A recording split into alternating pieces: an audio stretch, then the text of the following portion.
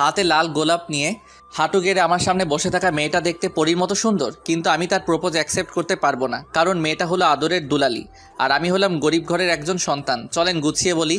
সকালবেলায় গোসল করে বাহিরে আসতেই শুনলাম ফোনটা বাজতেছে, তাই তাকিয়ে দেখি মায়া। সাথে সাথে রিসিভ করলাম। ওই, তোর এতক্ষণ লাগে ফোন ধরতে? কই ছিলি তুই? আসলে গোসল করতে গিয়েছিলাম। ও হুসেন, তুই কি আজ ভার্সিটিতে আসবি? কেন?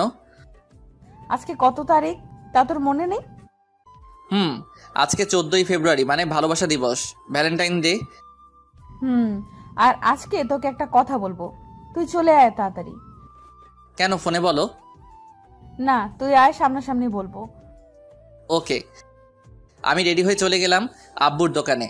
চলুন গল্পের পরিচয় পর্বটা শেষ করে ফেলি। আমি আনোয়ার হুসাইন, এবার ভার্সিটিতে পড়ি, পরীক্ষার্থী, মধ্যবিত্ত ঘরের একজন সন্তান। দেখতে হয়তো স্মার্ট, কারণ লোকে তাই বলে। বাবার ছোট একটা মুদির দোকান আছে, যেটা মোটামুটি ভালোই চলে, তাই আমার লেখাপড়ার পাশাপাশি সংসারটাও চলে যায়। তাই আমি এতদূর পর্যন্ত পড়ালেখা করতে পেরেছি। বাবা মায়ের একমাত্র সন্তান, আর আমাকে ঘিরে তাদের সব স্বপ্ন।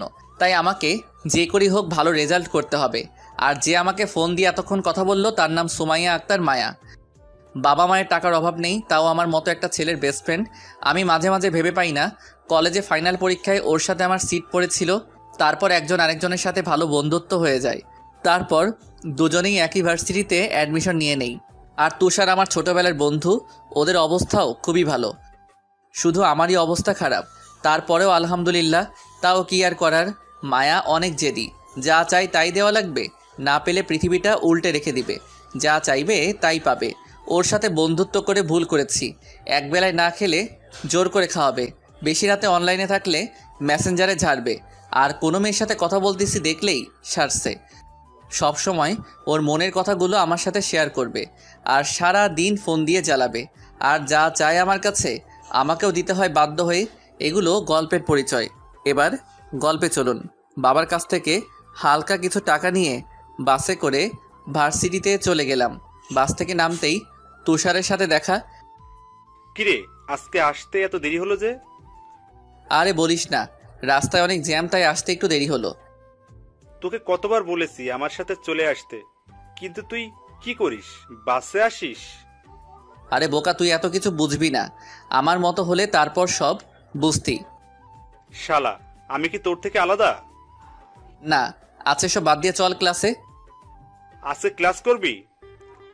কেন? আজকে ইলুইলু দিবস, আর আমাদের কোসি খুকা ক্লাস করবে। আব্বে চুপ কর, আর চল ক্লাসে যাই। ক্লাসে না গিয়ে চল, মায়া পাঠিয়েছে তোকে নিয়ে যেতে। কোথায়? সবাই যেখানে বসে আড্ডা দেয়, ক্যান্টিনে। ও আজকে ফোন দিয়ে বলেছিল কি যেন বলবে, চল যাই বলে তুষারকে নিয়ে চলে গেলাম ক্যান্টিনে। ক্যান্টিনে ঢুকেই নজর গেল নীল শাড়ি পরে বসে থাকা পরীর দিকে। চমৎকার সেজেছে আজকে, দেখতেও বেশ মায়াবী চেহারা মায়ার। তাই ওর কাছে গিয়ে বললাম, কিরে তুই নাকি কি বলবি বলেছিলি? সোজা হয়ে দাঁড়া আগে, তারপর বলবো। এবার বল। মায়া কোনো কথা না বলে একটু হাঁটু ভেঙে বসে পড়ল, তারপর পিছন থেকে একটা লাল গোলাপ বের করে আমার সামনে ধরে বলল, আই লাভ ইউ হুসাইন। আমি অবাক হয়ে গেলাম ওর কথা শুনে। কি বললো ও আমাকে ভালোবাসে? দেখে তো হয়তো সুন্দর হতে পারি, তবে মায়া এখনও জানে না চেহারা দিয়ে যে জীবন চলে না। কি বলবো কিছুই বুঝতেছি না। সবাই তাকিয়ে আছে আমাদের দিকে। আমি কিছু বলছি না দেখে তুষার হালকা করে টোকা দিল। কিরে, কিছু বলছিস না কেন? মায়া ওঠ, সবাই তাকিয়ে আছে। না, তুই আগে রিপ্লাই দে।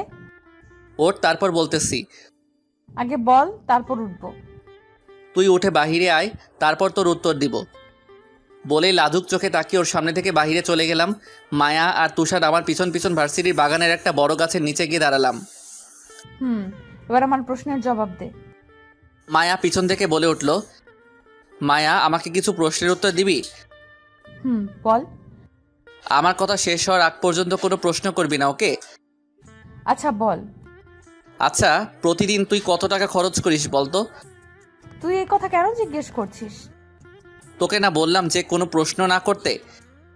আচ্ছা, এবার বল তোর প্রতিদিনের খরচ কত? এই ধর 30-40 হাজার টাকা মাত্র। আর দেখ আমার পকেটে মাত্র 577 টাকা।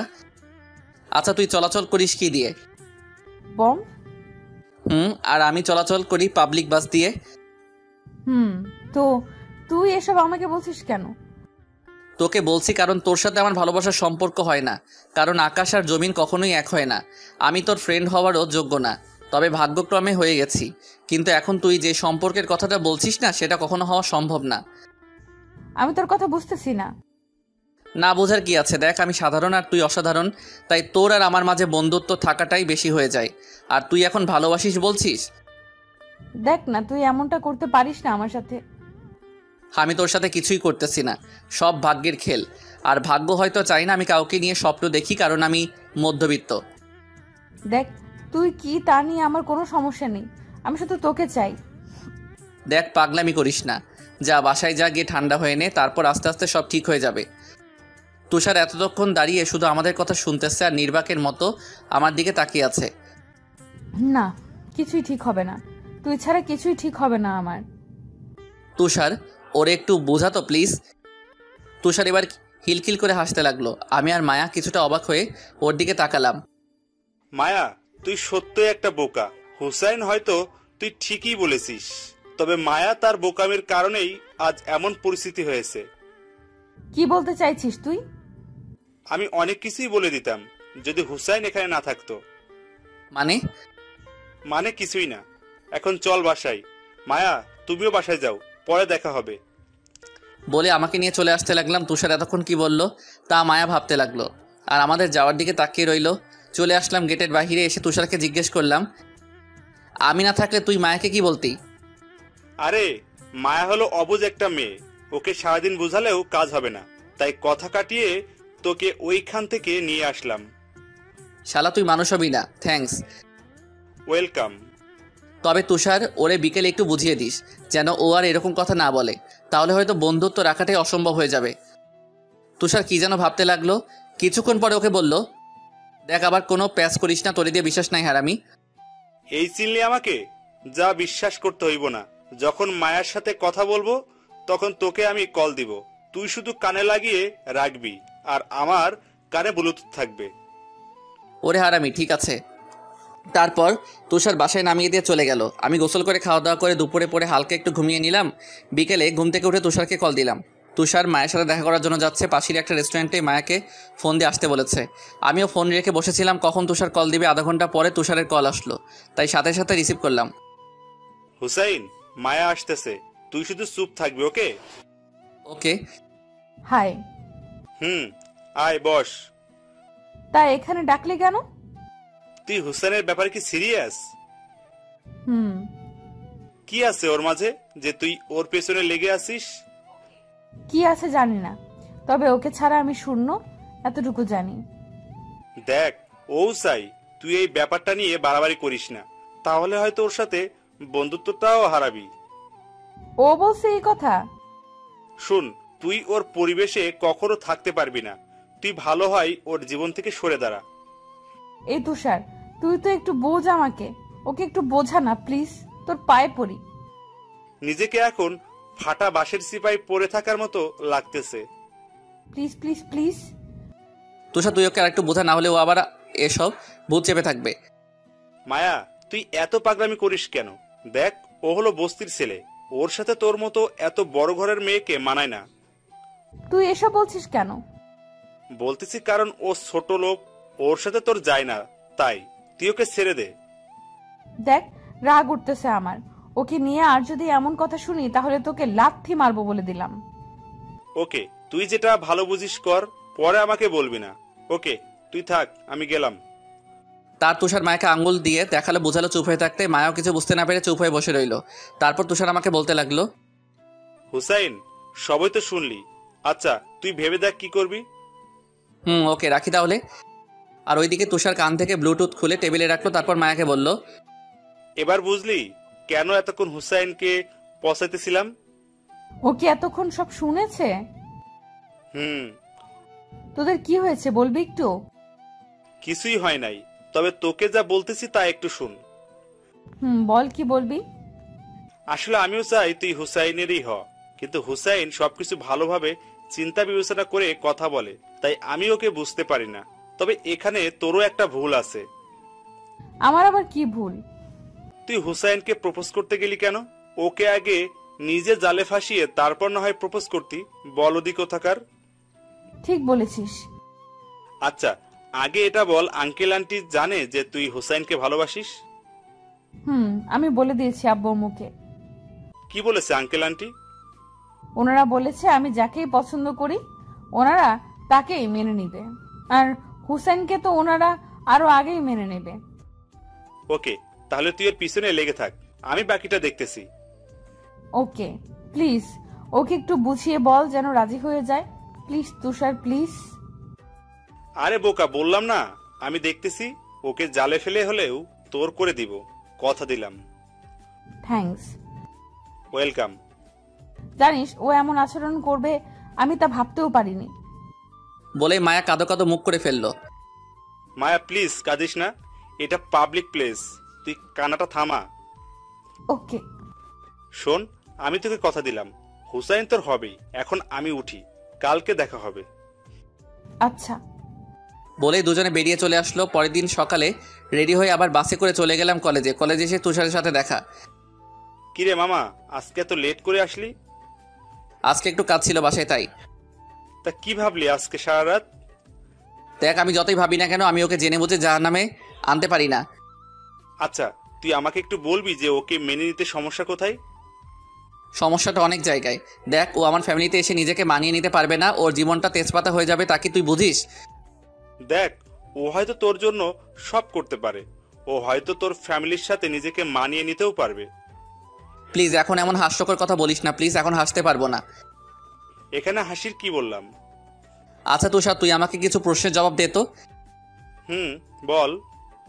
যে মেয়ে নিজের হাতে কফি বানিয়ে খায় না সে নাকি আবার আমাদের সংসারে সব কাজ করবে? এটা কখনো সম্ভব না। আর আমাদের এত টাকা নেই যে ওর জন্য আমি কাজের বুয়া রাখবো। তুষার এবার চুপ হয়ে গেল আর আমার দিকে অবাক হয়ে তাকিয়ে আছে। শোন, আবেগটা থাকে কিছুদিন, তারপর সব কিছু শেষ হয়ে যায়। থাক, তোকে এসব বলেও লাভ নেই, তুই কি কখনো বুঝবি না? চল এবার ক্লাসে যাই। ক্লাসে পরে যাব, চল আগে মায়ের সাথে দেখা করে আসি।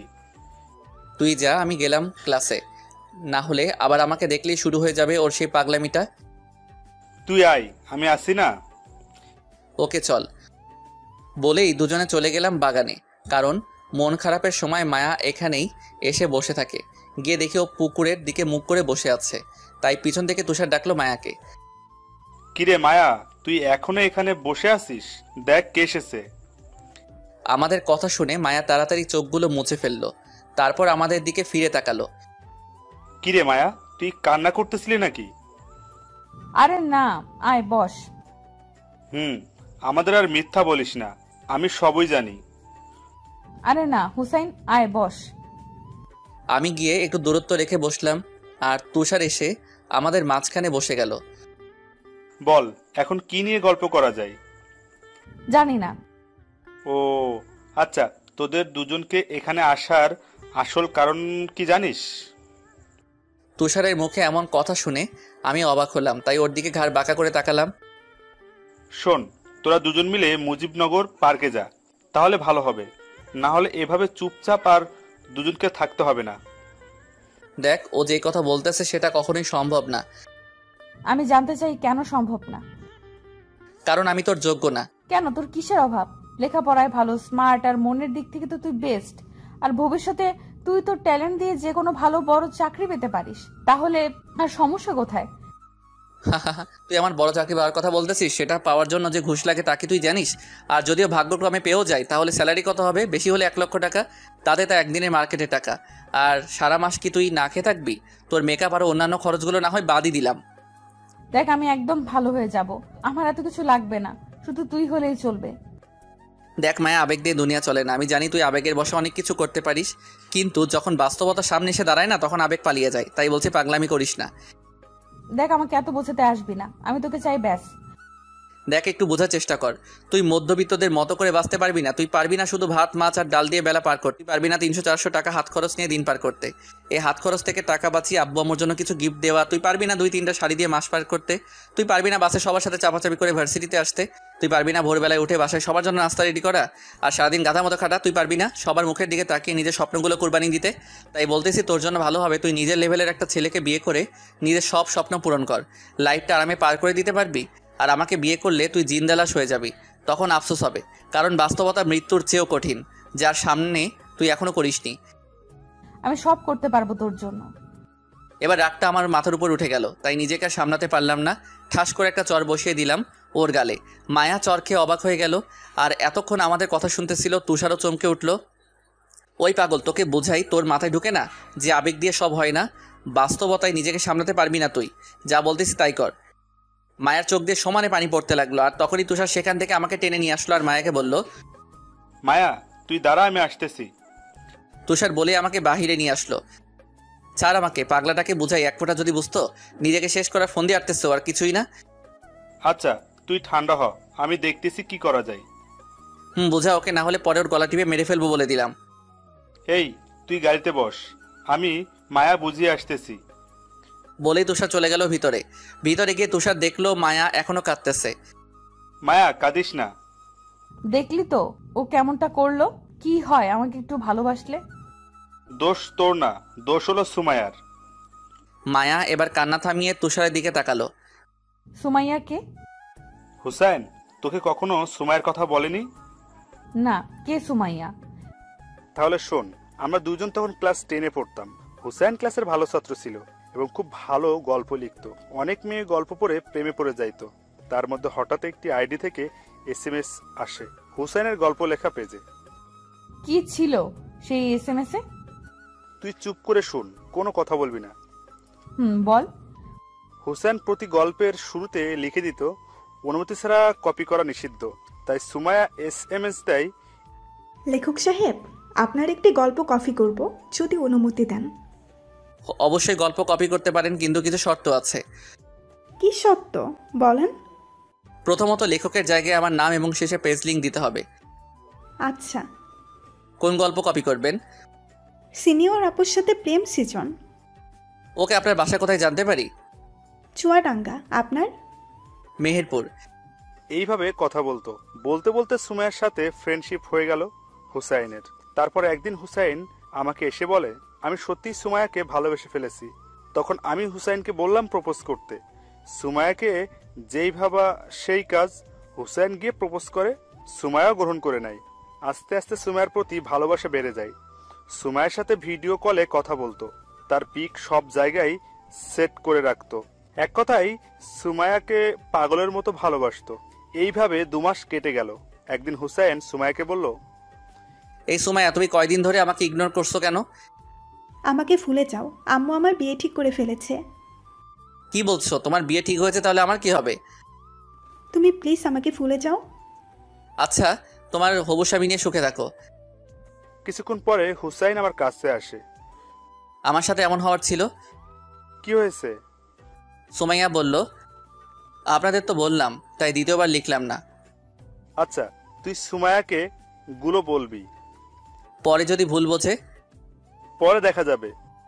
হুসাইন আমার কাছ থেকে বাসায় গিয়ে সুমায়াকে ফোন দেয়। ফোন রিসিভ করার পরে, কি হয়েছে? তোমাকে নিষেধ করার পরেও কেন ফোন দাও? আর ফোন দিব না, একটি কথা শুনো। কি হয়েছে? তাড়াতাড়ি বলো যত সম্ভব। আমাকে বিয়ে করবে? কিভাবে?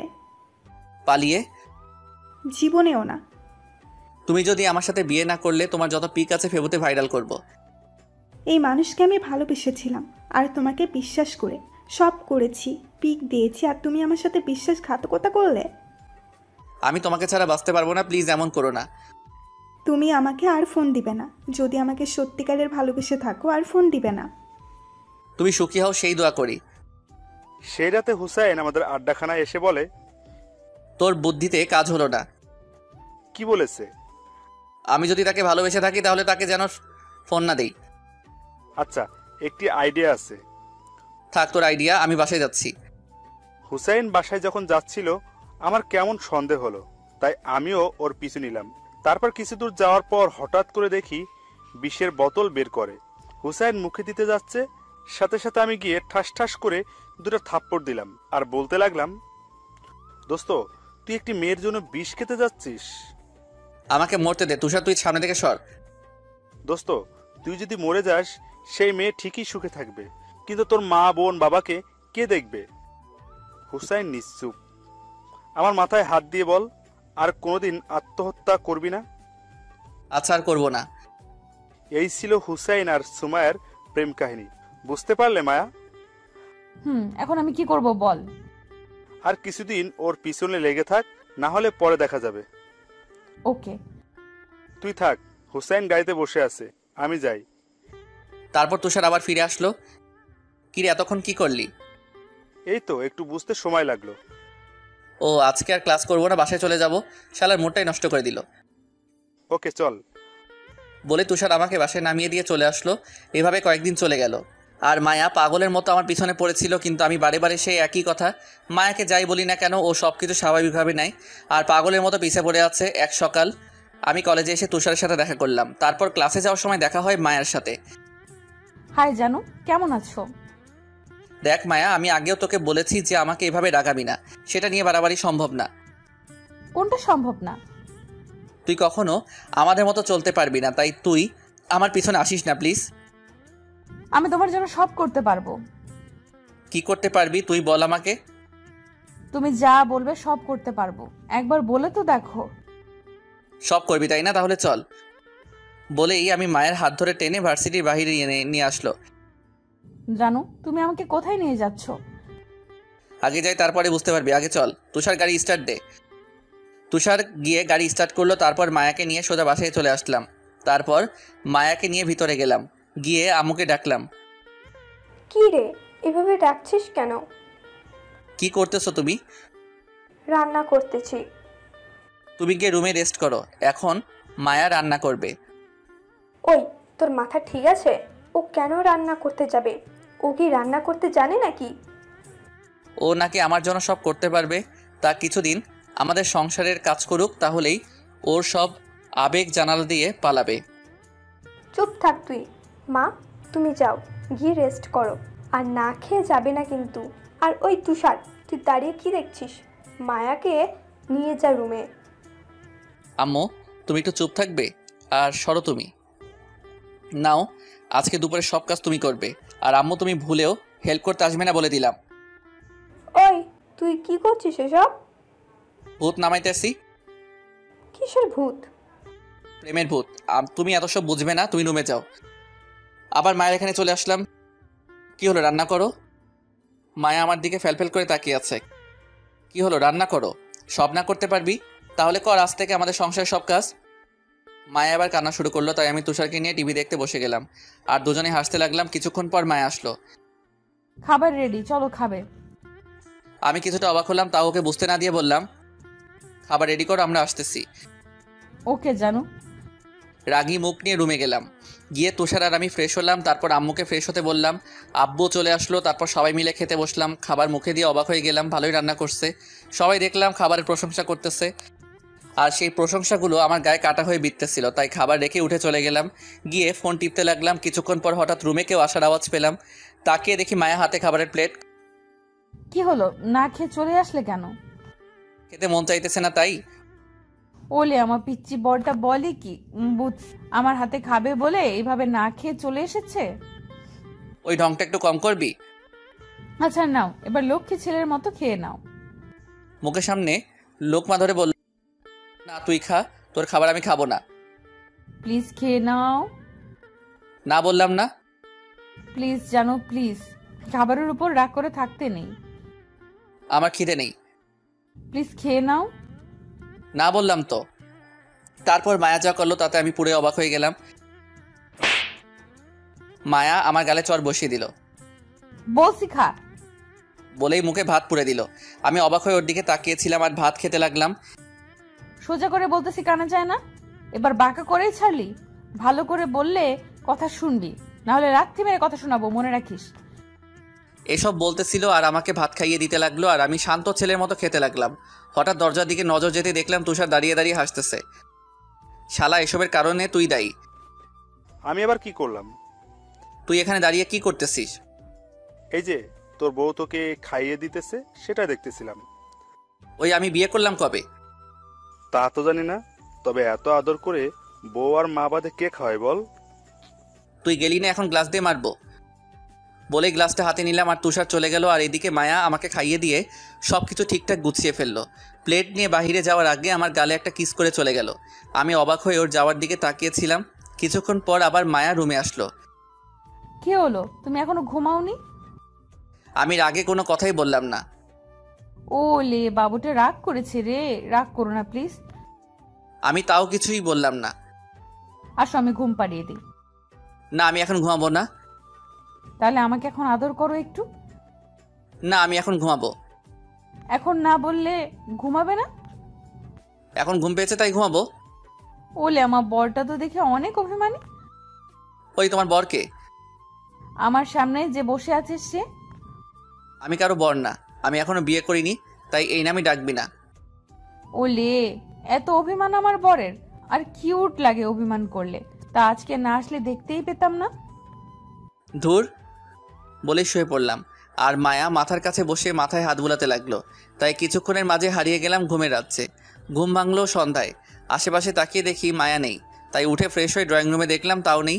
যাক, শান্তি হলো মনটা। কিছুক্ষণ পর আম্মু তার রুম থেকে বেরোলো। আম্মু, বোমটা কই? বোমকে? মায়া কই? মায়া তো চলে গেছে। তাই নাকি? কখন? অনেকক্ষণই তো হলো। যাক, বুঝছে তাহলে আপদ বিদায় হয়েছে। ওই, তুই মেয়েটার সাথে এমন করলি কেন? আম্মু, তুমি এত... এখন আবার কে এলো? দেখো গিয়ে। বলে আম্মুকে দরজা খুলে দিল। দরজা খুলতে আমি চমকে গেলাম। মায়া এসেছে, তাও হাতে ব্যাগ আর টেডি বিয়ার নিয়ে। মনে হয় একবারের জন্য চলে এসেছে। আরে মা, আয় আয় বলেই বাসায় ঢুকে গেল। ওই, তুই আবার আসলি কেন? এটা এখন আমার বাড়ি। আমার যখন মন চায় তখন আসবো, তাতে তোমার কি? এটা তো আমার বাড়ি, তোর হলো কবে থেকে? যা তোমার তাই তো আমার, কারণ তুমিই তো আমার স্বামী। দেখ মায়া, তুই কিন্তু বাড়াবাড়ি করছিস। তুই চুপ থাক। ওকে, আমিও দেখবো তুই এখানে কিভাবে থাকিস। ওকে। আমি রাগ করে বেরিয়ে গেলাম বাসা থেকে। ফোন দিলাম তুষারকে। কিরে, তুই কই? বাসায়। কেন? এখনই মুজিবনগর পার্কে আয়, কথা আছে। কিছুক্ষণের মধ্যেই তুষার চলে আসলো। তারপর ওকে সব খুলে বললাম। তো এখন কি করবি? আঙ্কেল আন্টির কাছে যাব, ওনাদের বুঝিয়ে বললে ওনারা গিয়ে ওকে নিয়ে আসবে। ওকে, যেমন তোর ইচ্ছা। চল, এখনই যাব। এখন?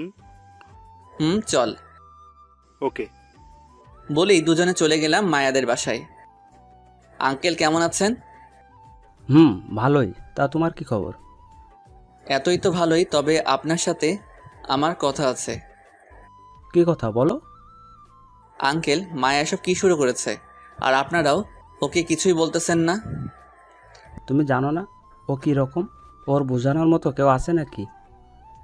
অন্য ব্যাপারে হলে ওকে ছিল, কিন্তু এটা তো ওর লাইফের প্রশ্ন। এখন না বললে কি হবে? ও যা করতেছে তাতে ভুল কি? আপনিও এই কথাই বলতেছেন? দেখো, আমার মেয়ের ভালো সে নিজেই বুঝে, তাই এখানে আর আমরা কি বলবো? তাই বলে মেনে নাও মায়াকে। আমরা আমাদের সব সম্পত্তি তোমার নামে লিখে দিব। তুষার ওঠ, বুঝে গেছি কামারের দোকানে কোরআন পড়ে লাভ নেই। বলেই চলে আসলাম সেখান থেকে। তারপর আবার সেই পার্কে এসে বসলাম। আচ্ছা রে, তুই কি বলতো? মেনে নে মায়াকে। আরে তুই একই কথা বলতেছিস? কি সমস্যা বল আমাকে। আরে আবেগ পরে এসব করতেছে, কিছুদিন পর শেষ হয়ে গেলে তখন সব সমস্যা শুরু হবে। এসব কিছুই হবে না, ও তোকে মন থেকে ভালোবাসে। না, এটা ওর আবেগই। তুই দেখতে থাক, আরো কিছুদিন পার হলেই দেখবি ওর সব কিছু শেষ হয়ে গেছে। ওকে দেখ তুই, তবে আমি শিওর ও তোর জন্য সব করবে আর তোকে পেয়েই ছাড়বে। তোরও মাথা নষ্ট হয়ে গেছে, এখন চল বাসায়। বলেই তুষার আমাকে বাসায় নামিয়ে দিয়ে সে চলে গেল। আসতে এত লেট হলো যে? এমনি। আর তুই এখনো এই বাড়িতে কি করছিস? এমনি। আমার উত্তর আমাকে রিপ্লে করছিস? ভালো। এখন তাড়াতাড়ি এসে ফ্রেশ হয়ে নাও। খাবে? না, আমার খিদে নেই। খেতে আয় বলছি। আসতেছি। আর দেখি মায়া হাসতেছে। কিছু না বলে চলে গেলাম ভেতরে। আমি বুঝি না ওর পাগলামিতে সবাই এইভাবে সাই দিতেছে কেন। ওরা পাগল না, আমি পাগল, এটাই বুঝতেছি না। এসব ভাবতে ভাবতে ফ্রেশ হয়ে আসলাম। মায়া রুমে আসলো, এসে আমার পাশে বসে পড়ল। কি সাহেব, আজকে এত কিউট লাগতেছে কেন আপনাকে? পাম দিস না প্লিজ। সত্যি বলতেছি, সত্যি আজকে মাশাআল্লাহ। সরে বসে এখান থেকে, আমার মাথা ব্যথা করতেছে। তাহলে তুই শুয়ে পড়, আমি তোর মাথায় মলম দিয়ে দিচ্ছি। লাগবে না, তুই যা তাহলেই হবে। ওকে, তবে রাতে পালাবা কই জানো? রাতে পালাবো কেন? কারণ রাতে তুমি আর আমি এক খাটে থাকবো। কি তোর মাথা ঠিক আছে? ঠিক আছে। তাই তো রাতে আমি আমার স্বামীর সাথে এক খাটে থাকবো। মায়া এদিকে আয়। কেন? আয় না প্লিজ। বল। আমার পাশে বসে গেল। মায়া, তুই না লক্ষ্মী মেয়ে, এমন পাগলামি কেন করতেছিস? দেখ, তোকে তোর থেকে বেশি আমি বুঝি, তাই তোর ভালোর জন্যই বলতেছি। একটা ভালো বড়লোক ছেলে দেখে বিয়ে করে সুখের সংসার কর, আর এতে তোর ভালোই হবে। আমি আমার ভালোটা বুঝি, তাই প্লিজ আমাকে জ্ঞান দিতে এসো না প্লিজ, জানো? মায়া, তুই আমার কথাটা রাখ প্লিজ। ওই, তুই গুরুজনদের মতো এইভাবে বলছিস কেন?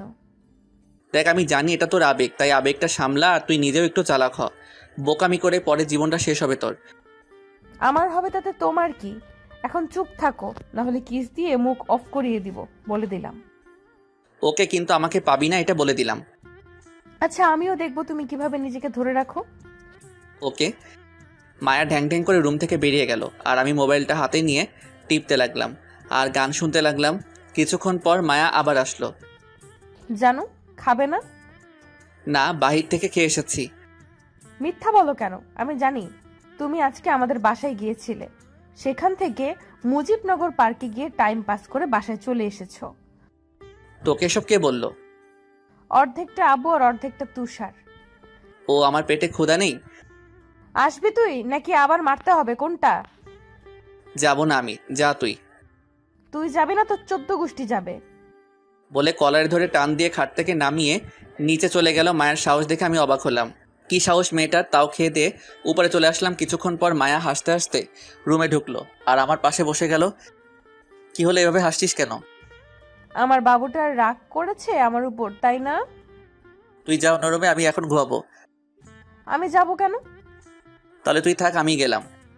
বলে বাহির হতে যাব, তখনই মায়া আমার হাতটা ধরে ফেললো। কই যাও চান্দু? তুই থাক, আমি গেলাম পাশের রুমে। বউ থাকবে এক রুমে আর স্বামী থাকবে আরেক রুমে, তা তো হবে না। বলে একটানে খাটে ফেলে দিল, তারপর ওর ওড়না দিয়ে আমার হাত পা বেঁধে ফেললো। ওই, তুই হাত পা বাঁধলি কেন? তুমি যেন অন্য রুমে না যেতে পারো। তোর মতলবটা কি বলতো? পাগলটার বুকে মাথা রেখে ঘুমাবো। ওই, আমি পাগল? তুমি আমার পাগল আর আমি তোমার পাগলি। ছাড় আমাকে, আমি কারোর পাগল হতে পারবো না। আজকে কোনো ছাড়াছাড়ি নেই, একেবারে সকালে ছাড়বো তোমাকে কলিজা। দেখ, পাগলামি করিস না। পাগলামি করে ভালোবাসা হয় না। কিভাবে ভালোবাসতে তা আমি ভালোভাবে জানি। আচ্ছা, আমি অন্য রুমে যাব না, এবার বাঁধনটা খুলে দে। ওয়াদা দে যে বাঁধন খুলে দিলে তুই আমাকে তোর বুকে মাথা রেখে ঘুমাতে দিবি আর অন্য রুমেও যাবি না। আচ্ছা, ওয়াদা দিলাম। আরো একটা ওয়াদা দিতে হবে। কি ওয়াদা? বেশি না, তোর বুকে যখন মাথা রাখবো তখন তুই আমাকে শক্ত করে জড়িয়ে ধরবি। আমি পারবো না। তাহলে আর কি, সারা রাত এভাবেই পড়ে থাক। দেখ, তুই যেটা বলতেছিস সেটা কিন্তু ইসলামের দৃষ্টিতে পাপ। ওরে আমার ইসলামিক জামাই রে, আপনি এত বুঝতে কে বলেছে?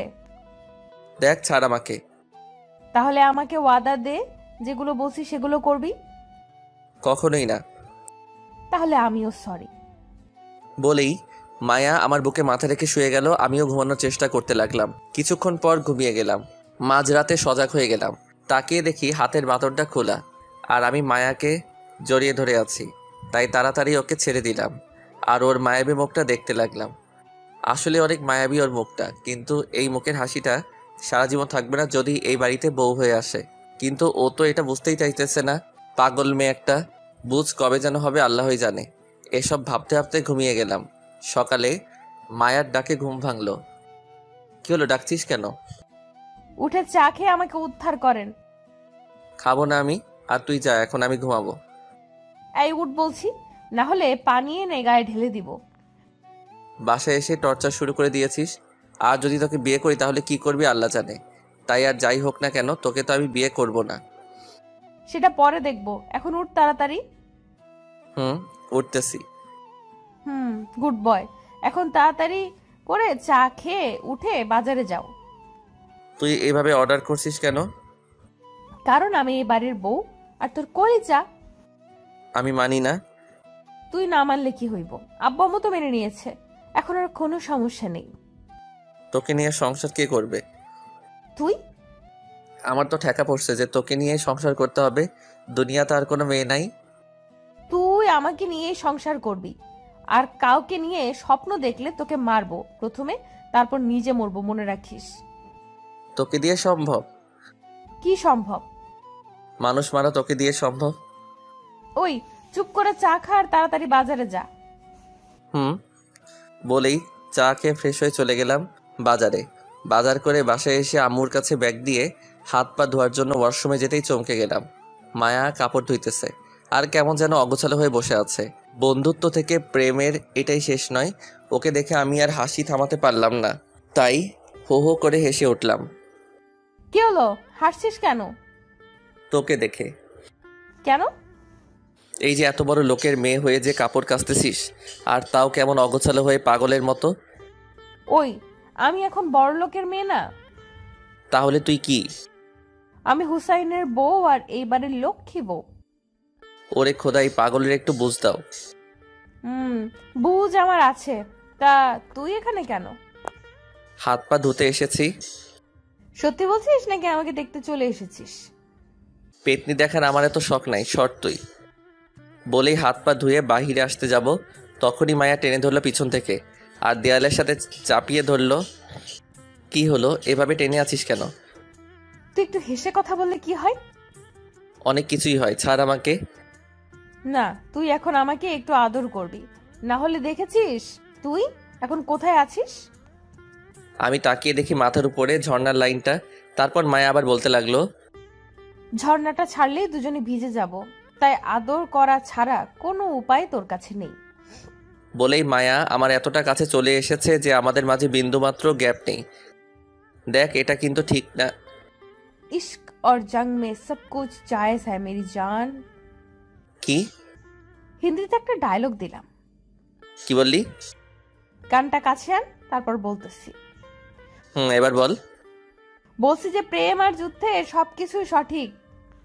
বলেই আমার গালে কানে একটা ছোট্ট করে কামড় দিল। আও। এবার আদর কর, না হলে সারা শরীর কামড়ে দিব। দিচ্ছি, বল কি করতে হবে। তোর যা করতে মন চায়। ওকে। বলে ওর কপালে হালকা করে একটা চুমু এঁকে দিলাম। হয়েছে তো, এবার ছাড়। মায়ার মুখের দিকে তাকিয়ে দেখি ওর মুখ আগুনের মতো লাল হয়ে আছে। বিষয়টা বুঝতেছি। ওই কুত্তা, তোরে আমি কি করতে বলছি আর তুই কি করলি এটা? আদর করছি। এভাবে কেউ বউকে আদর করে? দেখ, তুই আমার বউ না, তাই এর থেকে বেশি আশা করিস না। তাই তো। আমি কে তোর? আমি তো পাগল, তাই সব করতেছি। পাগল না হলে করতাম নাকি এসব? আর তুই তো পাষাণ একটা। মায়া কাদো কাদো মুখ করে বলল, বাহ, তুই এত তাড়াতাড়ি বুঝে যাবি আমি আগে কখনো ভাবিনি। বলে ওয়াশরুম থেকে বেরিয়ে গেলাম। আসার সময় মায়ের মুখের দিকে তাকিয়ে দেখলাম ওর মুখ আবারও লাল হয়ে গেছে। তাই বেরিয়ে সোজা চলে গেলাম নাস্তার টেবিলে।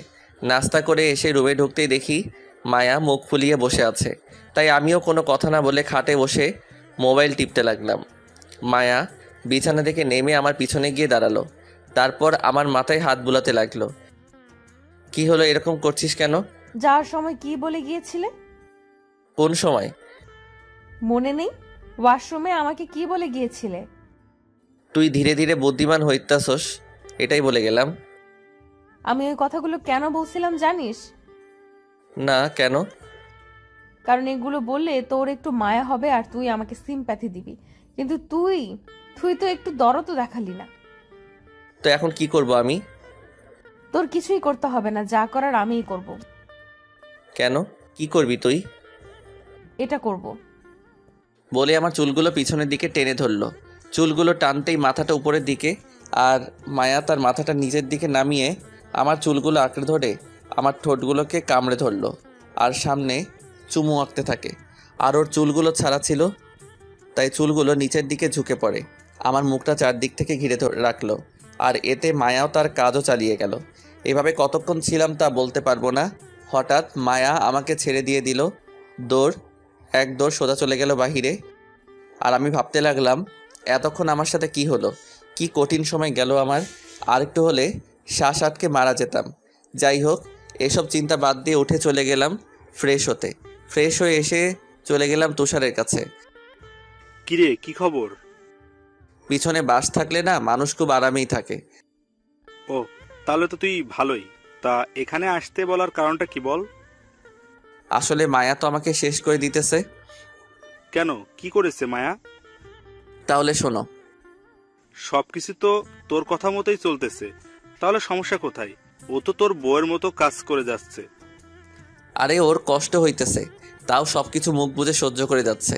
কিছুদিন পর সহ্যের বাঁধ ভেঙে গেলে তখন দিবে আরেক মোড়। তাহলে তুই আরো কিছুদিন দেখ, আর এদিকে ওর অভ্যাস হয়ে গেলে তখন না হয় ওকে কবুল করে নিস। ওকে বলে ওর থেকে বিদায় নিয়ে বাসায় চলে আসলাম। এভাবে চলে গেল কিছুদিন। পরীক্ষা শেষ করে একটা কোম্পানিতে চাকরি করি, আর এদিকে মায়াও আমাদের ঘরের একটা মেয়ে হয়ে গেছে। সব চলাচল আমাদের মতোই, কিন্তু কেন জানি ওকে মেনে পারতেছি না। এক সকালে, কিরে, আর কত ঘুমাবি? তুই আসলি কখন? সবার সাথে আসছি। তা উঠ, সবাই তোর জন্য অপেক্ষা করতেছে। কিসের? আজকে তোর আর তানাহানা বিয়ে, তাই তো সবাই এসেছে। উঠ তাড়াতাড়ি। তোর মাথা ঠিক আছে? আমি মায়াকে বিয়ে করব? আবে উঠ, তুই করবি তোর 14 গোষ্ঠী করব। মায়াটারে ফাও আর কত খাটাবি? এবার তো মেনে নে। মায়া কই? ওর সাথে আমার কথা আছে। তুই বস, আমি ওকে পাঠাচ্ছি। আমারে ডাকছিলি? দেখ, আমি এই বিয়েটা করতে পারবো না, কারণ আমি চাই না তোর একটু পাগলামির জন্য তোর লাইফটা নষ্ট হয়ে যাক। আমাকে বিয়ে করলে তোকে সারাদিন কাজ করতে হবে, আর যদি তুই এসব পাগলামি বাদ দিয়ে ভালো কোনো ছেলেকে বিয়ে করিস, তাহলে সেখানে তোর কথাই সব চলবে। দেখ, পাগলামি না করে এবার একটু বুঝতে শিখ, না হলে সারা জীবন তোকে পস্তাতে হবে। তাই বলতেছি, যা গিয়ে বিয়েটা আটকে দিয়ে নিজের মতো করে বাঁচ। আর এই কয়েকদিনে তুই বুঝতে পেরেছিস যে মধ্যবিত্ত লাইফটা কত কষ্ট। দেখ, আমি কিসে খুশি তা কি তুই আমার থেকে বেশি বুঝিস? মায়ার চোখগুলো ছলছল করতেছে। দেখ, পাগলামি করিস না। তুই কি খুশি আমি যদি বিয়েটা ভেঙে দেই? ঠিক আছে। মায়া বলেই চলে গেল। কিছুক্ষণ পর তুষার রুমে আসলো। কিরে, তুই কি বললি মায়াকে যে ও বাইরে গিয়ে বিয়ে করবে না বলতেছে? আরে ওরে কিছুক্ষণ বুঝি বললাম, ও হয়তো বুঝতে পেরেছে। তোর কথাই ঘাবলা আছে রে। কোনো ঘাবলা নেই, সবই তোর মনের ভুল। আচ্ছা, তুই থাক, আমি গেলাম। বলেই তুষার চলে গেল। তারপর সারাদিন এভাবেই কেটে গেল। মায়াও ও নিজের বাসায় চলে গেছে। বিকেলে তুষার কল দিয়ে দেখা করতে বলল। কিরে, ডাকলি কেন? তোর সাথে কথা আছে, চল ওই রুমটায় গিয়ে বসি। চল। বলে ওর সাথে একটা রুমে ঢুকলাম। রুমে ঢুকতেই ও দরজাটা লাগিয়ে দিল, আর তখনই কয়েকজন লোক মিলে আমাকে উড়াধরা মারতে লাগলো। আমি বুঝতেছিলাম না ওরা কারা বা কেনই মারতেছে আমাকে। মেরে আমাকে একদম শুয়ে দিয়েছে। শালা, ভালোভাবে এতদিন বলছি, কথা কানে নেস নাই, এখন কেমন লাগে বল? তুষার, তুই এভাবে আমাকে মারতে পারলি? কালকে মায়েদের বাসায় যদি বিয়ের প্রস্তাব না পাঠাবি, না হলে একেবারে জানে মেরে ফেলবো। যদি নিজের ভালো চাস তাহলে এখনই ফোন করে মায়াকে বিয়ের কথা বল। মেয়েটা না খেয়ে সারাদিন কাঁদতেছে, তাই এখন যেই মারগুলো দিলাম সেগুলো তার প্রতিশোধ। এবার ফোন বের কর আর ফোন দে মায়াকে। দিতেছি। বলেই পকেট থেকে ফোন বের করে ফোন দিলাম মায়াকে। কি হলো, আবার ফোন দিলি কেন? বিয়ে করবি আমাকে? কি বিয়ে করবি আমাকে? কিন্তু তুই তো সকালে না করে দিলি আমাকে। ওইসব কথা বাদ, এখন বল বিয়ে করবি কিনা। তুই যখন বলবি তখনই হবে বিয়ে। বল, কখন বিয়ে করবি আমাকে? পরশু। সারাদিন খেয়েছিস কিছু? তুই খেয়েছিস? এখন কয়েকটা খা, না হলে আমাকে আরও খেতে হবে। কি খেতে হবে তোকে আরো? তুই জেনে কি করবি? তুই খাওয়া দাওয়া করে বিয়ের জন্য রেডি হ। আচ্ছা। বলেই ফোনটা কেটে দিল। নে, হয়েছে এবার? তবে আরো একটা কথা। কি কথা? বিয়ের ঠিক 3 মাসের মাথায় যদি সুখবর না আসে আমার কানে, তাহলে আবার তোকে এমন আপ্যায়ন করা হবে, বুঝলি? মানে মায়াকে স্ত্রীর মর্যাদা দিতে হবে, বুঝছিস? তাহলে এবার চল ডাক্তারের কাছে, মারগুলো হজম করাতে হবে। তারপর কয়েকজন ধরে নিয়ে ডাক্তারের হালকা চিকিৎসা করিয়ে বাসায় দিয়ে আসলো। দেখতে দেখতে বিয়েটা হয়ে গেল। সবাই অনেক খুশি, শুধু আমি বাদে। না জানি ভবিষ্যৎ কি হয় আমার জীবনে। চিন্তা শুধু একটাই, মায়া আবার বিরক্ত না হয়ে যায় এই মধ্যবিত্ত লাইফটাতে। কি যেন হয় আমার জীবন, উপরালাই জানে। আসলে মায়াকে আমিও ভালোবাসি, তবে হারানোর ভয়ে কোনো কিছু স্বাভাবিকভাবে ভাবতে পারি না। মধ্যরাত্রে এসব ভাবতেছিলাম ছাদে দাঁড়িয়ে, তখনই পিছন থেকে আব্বু ডাক দিল। কি হলো? এত রাতে বাইরে কি করো? ওমা ঘরে একা একা, যাও ঘরে যাও। বলেই নিচে চলে আসলাম। রুমে ঢুকে দরজা লাগিয়ে দিলাম। পিছনে ফিরতেই মায়া আমাকে নিজের সব শক্তি দিয়ে জড়িয়ে ধরলো। ভালোবাসি হুসাইন, তোকে নিজের থেকেও বেশি ভালোবাসি। আমিও বাসি, তবে কোনোদিন ছেড়ে যাবি না তো? ছেড়ে যাব, তবে জীবন থাকতে না, মরার পর যাব। তারপর মায়াকে কোলে করে বিছানায় নামিয়ে দিলাম আর ওর দিকে তাকিয়ে রইলাম। কি হলো, এভাবে তাকিয়ে আছিস কেন? এমনি। আদর করবি না আমাকে? তাহলে তাকিয়ে না থেকে এখানে আয়। বলেই মায়া আমাকে একটানে শুইয়ে দিল। তারপর যা হলো আমি বলতে পারবো না, কারণ আমি এখনো সিঙ্গেল।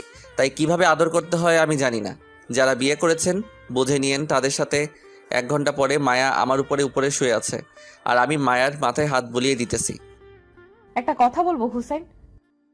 বলো। তুই তো বিয়ে করবি না বলে সকালে না করে দিয়েছিলি, তা বিকেলে আবার রাজি হলি, কারণটা কি বলতো? ওই কথাটাই আর বলিস না। ওই বিকেলে তুষার আমাকে ফোন দিয়ে ডাকে। তারপর সব বললাম মায়াকে। কি? ও আমার জামাইরে মারছে, রাখ, ওর এখনই খবর নিতেছি। বলেই মায়া তুষারকে ফোন দিল। ওই, তুই হুসেনরে মারলি কেন? সোজা কথায় কাজ হয়েছিল না, তাই আঙুলটা একটু বাঁকা করছিলাম আর কি। আর তোকে না ওয়াদা দিছিলাম যে কোনোভাবেই হোক না কেন হুসাইনকে তোর করে দিব। যা করার করছো, এখন থেকে আর কোনো কিছুই করবি না। এখন থেকে ও শুধু আমার, যা করার আমিই করবো, ওকে, বুঝছত? Good night and happy married life. বলেই ফোনটা কেটে দিল। Good night.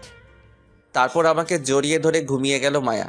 আমিও আস্তে আস্তে হারিয়ে গেলাম ঘুমের রাজ্যে।